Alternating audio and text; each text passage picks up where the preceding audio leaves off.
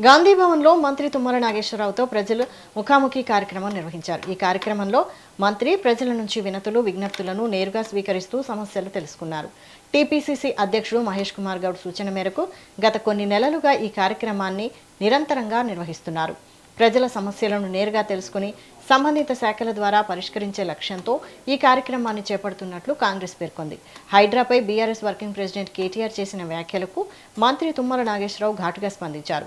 బంగాళాఖాతంలో మునిగిపోయిన వారే హైడ్రాను బంగాళాఖాతంలో వేస్తామని చెప్పడం విడ్డూరమన్నారు.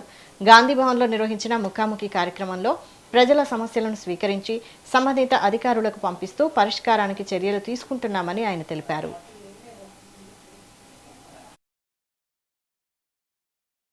రాష్ట్ర పిసిసి అధ్యక్షులు మహేష్ కుమార్ గౌడ్ గారి యొక్క ఆదేశ ప్రకారంగా గాంధీ భవన్కు వచ్చినటువంటి ఏదైతే ప్రజానీకానికి సంబంధించి వాళ్ళకి సంబంధించినటువంటి అంశాలు వ్యక్తిగతంగాని ఏ సమస్యలున్నా కూడా ఆయా శాఖ మంత్రులు ప్రతి వారం గాంధీ భవన్లో వాళ్ళ అప్లికేషన్ తీసుకోవటమే కాకుండా ఆయా డిపార్ట్మెంట్లకు పంపించి 10-15 రోజుల్లోనే వాళ్ళకి కావలసినటువంటి ఇన్ఫర్మేషన్ వాళ్ళు అడిగినటువంటి కార్యక్రమాల పట్ల ప్రభుత్వం యొక్క చర్యలు కూడా వాళ్ళకి తెలియజేయమని చెప్పి ఆదేశించారు.